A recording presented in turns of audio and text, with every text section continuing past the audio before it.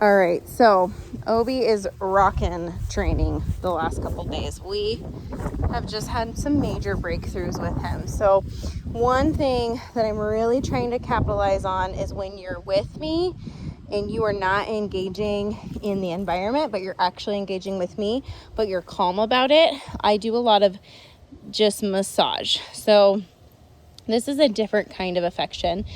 It's a calm one. I want him, when he's in my space, to be calm, to be respectful, but to actually want to be here. So I have food. So this is our little dopamine hit right here.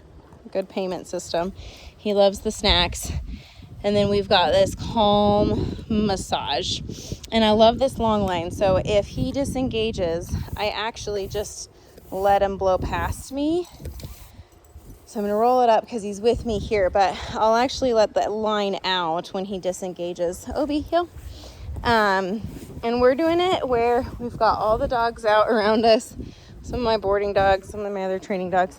And he loves to play, and that's great. But this has been really good for him, and it's been transferring out on our walk. So when we see a dog or we hear a dog barking at us, we can remain a lot more neutral than he's been in the past. So I'm loving where he's at. I am really excited to show you guys. I'm curious to see if he'll spin up again when he sees you guys. And so we will work through all those things. And really it's just about changing the way the dog feels when they're next to us. So if he's feeling frustrated, he's more likely to get mouthy because it's a lot of pressure to stay here and maintain this position.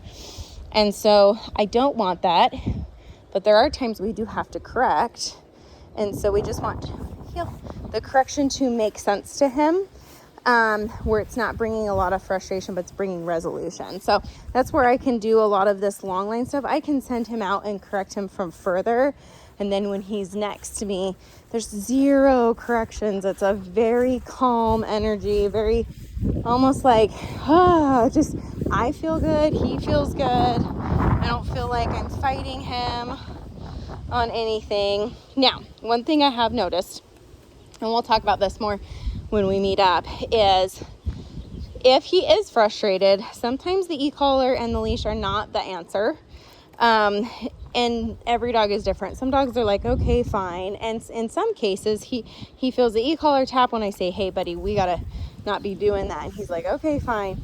But if he's really spun up in excitement, I have been using more of a compressed air noise. So when we meet in our session, I'll show you what that looks like, where he just right on the back of his heels, and it doesn't hurt him, but it's a loud noise and it throws him out of the excitement in a very safe way.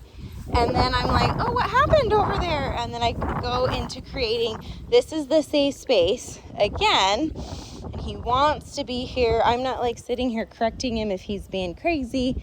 I let the correction come from something else, and then I'm the good guy. Let's go.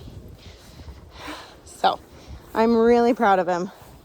He's doing really good. I feel like the last 3 days, I'm like, things are making sense, even if we've got other dogs around. So he's doing really good.